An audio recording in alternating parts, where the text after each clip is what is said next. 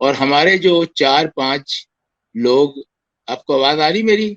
बिल्कुल आवाज आ रही है। अगर आप मुझे जी। इजाजत दें तो आपकी स्क्रीन की तरफ देखें तो मेरे पास वीडियो है। हाँ, मैं बिल्कुल। वो जो आपके, मैं उनको जरा वीडियो चला दूं ताकि अवाम देख लें और आपको आपकी स्क्रीन पर नजर आएगी। ये देखें, मैं वीडियो चला रहा हूँ।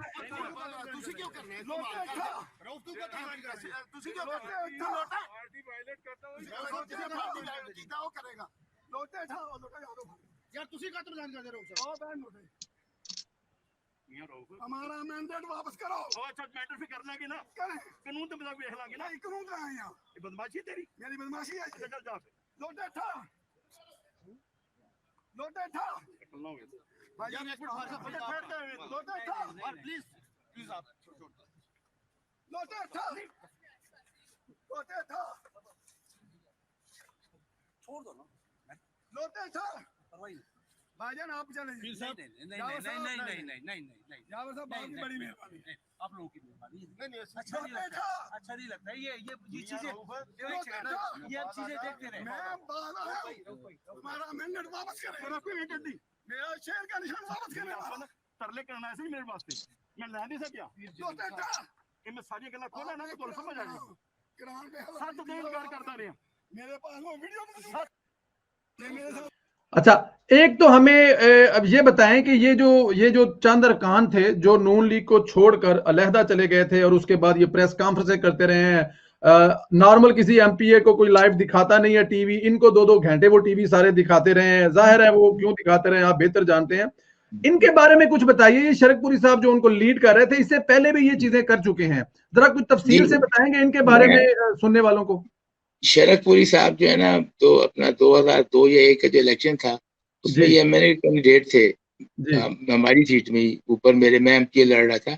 और जी उस वक्त भी ये हुआ था कि मैं हस्बे रिवायत जो है ना, मैं तकरीर जब करता था तो मार्शल परवेज मुशर्रफ को और उसके मार्शाल्लाह को तनकीद किया करता था खुले आम। तो उन दिनों हमें नहीं पता था, एक उस 10 कोर यहाँ लाहौर में होता था, वहां पे हमें अचानक बुलाया गया और वहां पे हमें मुझे कहा गया कि आप परवेज मुशर्रफ के खिलाफ तकरीर करना छोड़ दें। मैंने उनको कहा जी मैं तो नहीं बाज आता, क्योंकि मेरे जो एमएनए मियाँ जलील साहब ऊपर लड़ रहे हैं, इनका मुकाबला मियाँ अदर के साथ है, हम प्राइम मिनिस्टर के खिलाफ लड़ रहे हैं और आप हमारी जबान क्यों बंद करना चाहते हैं।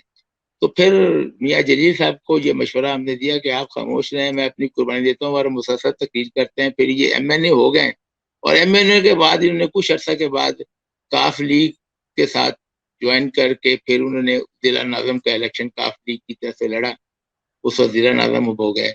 फिर जब जिला नाज़म बन गए तो जब 2009 में 8-9 में 9 में पूरे पाकिस्तान की हिस्ट्री में एक ही जो है ना, वो क्या नाम है, वो हुआ है, तो क्या कहते हैं, अदम एतमाद, और वो मियाँ जलील साहब के खिलाफ किया हमने राना तनवीर साहब की क़यादत में।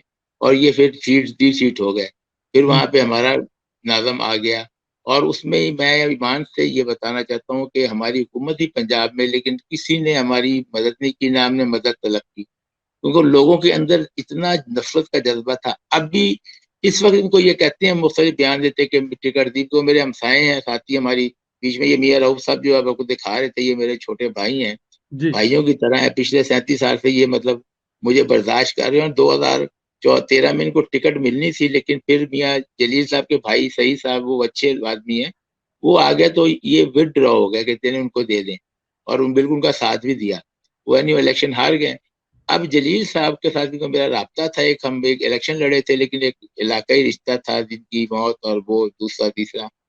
तो वो फिर जब इनको टिकट पीटीआई की नहीं मिली तो मुझे कहने लगे, बात में से रोज होती थी, मैंने कहा कि करोगे, थोड़ा सारा मुकाबला होना, टिकट नहीं मिली। तो कहने लगे अब क्या करूं मैं। हम्म तो मैंने कहा, फिर बताया, मैंने कहा अब हमारी फिरोज वाला का हमारा लड़का है, तो हमारी जी जबान में होता है फिर मुस्लिम लीग, मैंने कहा मुस्लिम नून में कब्जा कर लें। कब्जा का मतलब ये होता है कि इस जगह से अब हमने मर के नहीं करना है। या आप फिरोज, आप पाकिस्तान में आपके रिश्तेदार भी, आप भी आते हैं, पता करें हमारे शेखपुर और फिरोज वाले में ये लफ्ज जो गिना जाता है, ये कब्जा कर लो, मतलब कि हम ये, इसमें कब्जा का मतलब कि आपने मर के नहीं करना है। इसका ये नहीं मतलब किसी प्लाट में कब्जा करना। ये उनका मेरा मुआहदा हुआ। और फिर मैं इनको मियाँ राना तनवीर साहब के पास गया और मैंने इनकी सिफारिश की। और फिर इनको टिकट मियाँ साहब ने बड़ी मुश्किल से, शहबाज साहब ने टिकट दे दी राना साहब कहने पे, सिफारिश की मैं था। और मैं बड़ा हैरान होता हूँ कि यार ये आखिरी उम्र में मैंने कैसा गुनाह कर दिया। तो मियाँ रऊफ साहब भी हमारे साथ एक ही लाइन से हैं, ये भी MP है, एक ही हम हल्के से हैं साथ। तो फिर इन्होंने कहा कि यार ये हमारे शरफपुर की जमीन को ये हमेशा बदनाम करते हैं और मेरी बरादरी भी बदनामी की वजह से होती है। तो फिर ये उनका रिएक्शन था, और ये रिएक्शन उनका नहीं था, अवाम भी पूरे शरफपुर की ये करना चाहती थी, जिसको हमने अभी ईमानदारी की बात है कि हाथ पैर पकड़ के रोका इनकी। और जो जो मियाँ रऊफ साहब जो MP हैं हमारे साथ, ये मियाँ शेर मोहम्मद शरफुरी साहब के मुरीद भी हैं, और ये जो दावेदार हैं कि जी मैं उनका गद्दी नशीन हूँ, असल में उनकी मियाँ शेर मोहम्मद शरफुरी साहब की कोई नरीना औलाद नहीं थी। और अच्छा जी। जब वो क्या नाम है, एक दफा किसी खूह में जब थे, बड़े रूहानी और बड़े बाअमल वली थे, तो उनके पास कोई गया, उसने कहा जी आपको बेटा हुआ है। उन्होंने अल्लाह की तरफ ऊपर मुहात किया, उन्होंने कहा या अल्लाह, अगर इसने शरीयत में चलना है तो जिंदा रखी, वरना भी उठा ले। और आफ्टर 10 मिनट बाद वो अल्लाह को बेटा प्यारा हो गया। अल्लाह अब बाद में उनकी औलाद को, फिर ये चाचे बाबे के जो रिश्तेदार हैं, ये बाद में उनकी बन गए ये चीजें। तो ये असल बात है। और इनको यही था कि अब भी मुझे यकीन ये था कि अब इतना बड़ा 10-20 साल का गैप रहा है सियासत में, इन्हें पता लगा कि नून के अलावा हमारा चॉइस कोई नहीं है, और फिर आ गए। और मैंने यही समझा कि एक बंदा गलती करके आ गया, इसे सिफारिश भी की, टिकट भी मिल गई, और बड़ी मुश्किल से ये 2000 वोटों से जीते हैं। और इनकी कैंपेन बहुत ज्यादा हमारे MN राना तनवीर ने इसके हल्के में की है। ये मियाँ रऊफ साहब का हल्का साथ है, उनकी बरादरियों का साथ है, उन्होंने बड़ी कैंपेन की, फिर जाकर ये जीते हैं। सबको थोड़े मतलब 2-2.5 हजार वोट से, सबसे कम वोट से जीते हैं हमारे जिले में ये। अब इनका दावा है कि शायद इनकी वजह से जो राना तनवीर भी जीता है, शायद मैं भी जीता हूँ, फला भी है। लेकिन अवाम का ये रिएक्शन है कि अगर कोई अब नून लीग को छोड़ेगा तो लोग जो है ना, अगर उसकी जब इनको हमसे पहले मशवरे जब ये बागी हुए थे, मैंने कहा मियाँ साहब इसका बेहतर है कि आप रिजाइन दें, और आपकी हुकूमत भी है, रेस्ट ट्राई, आप लड़ लें, आप PTI की तरफ से बल्ला से लड़ लें, हम देख लेते हैं।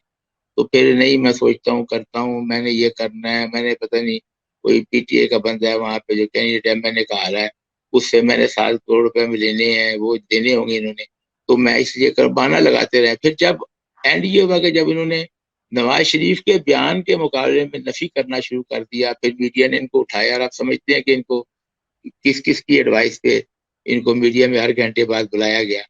तो उसके बाद जो है ना, ये रिएक्शन भी हुआ, और अवाम का भी हल्के में ये रिएक्शन है शरफपुर में, फिरोज वाले में, कि वो इनको इनको तो पहले तो ये लोगों का जनाजा पढ़ाते थे, लेकिन अब ये हो गया है कि किसी बड़ी गैदरिंग में जाना इनके लिए इम्पॉसिबल हो गया। लोगों का रिएक्शन ऐसा है। पहले मेरी तरह ये आराम से बैठते थे, ना कोई गन, ना कोई बंदूक, ना कोई गनमैन। अब 3-4 गनमैन पुलिस रखे हुए हैं। ये मतलब रिएक्शन अवाम की हुआ है ऐसा है। और अवाम हम का उन अवाम को, अपने साथियों को, लोगों को रोक रहे कि यार ऐसी कोई बात ना करें। और दूसरी मजे की बात है कि वो लोटा, ये मेरे पास पता नहीं मैं क्यों स्क्रीन बन के, ये लोटा मेरे ये पास मौजूद है। ये लोटा, और ये लोटे के, वो लोटा 1 करोड़ रुपए का हमारे लाहौर के वर्करों ने उसकी मुझे कीमत लगाई है, मुझे गिफ्ट दी है मेरे भाई, कि 1 करोड़ दे दें, हमने इस लोटे को म्यूजियम में ये रखा। आप जो रऊफ अंदाजा साहब, करें। ये जो रऊफ साहब उनके सर पर रख रहे थे, जी हाँ, ये ये लोटा मेरे पास मौजूद है। राउत साहब जो मेरे छोटे भाई हैं, जी उन्होंने मुझे ये लोटा दे दिया, लिख के गिफ्ट किया, भाई रखें, पता नहीं होता जिंदगी मौत आपकी तो बुढ़े है, लेकिन ये लोगों को याद रहे। तो हमने इसको, अब ये मेरे पास, मैं क्योंकि कैमरा बंद किया हुआ, लोटा मौजूद है।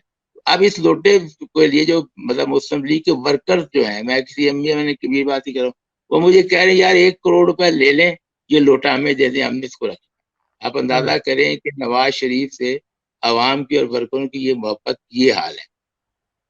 लोटे की कीमत जो है वो 1 करोड़ पे 1 करोड़ रुपया है। मुझे ऑफर है, मतलब परसों तक ऑफर था, और मैं अभी तक उस ऑफर में नहीं आ रहा हूँ। मैं कहा ये कारोबार नहीं है।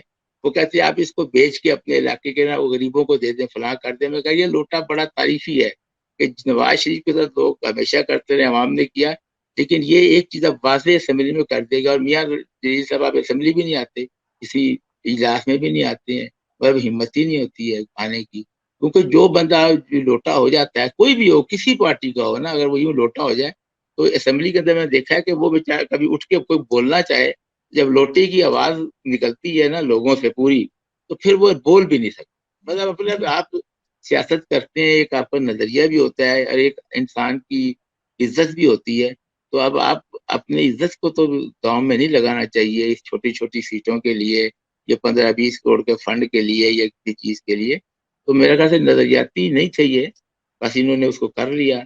और अब अगला मुकाबला अगर कभी इलेक्शन होता है तो इनको बड़ा शौक है एमएनए लड़ने का, ये भी वो पूरा करना है। लेकिन मुझे नहीं लगता कि ये कंपेन भी कभी, अगर इलेक्शन हो, जितना मर्जी जो कुछ हो, ये कंपेन करना भी इनके लिए बहुत मुश्किल है।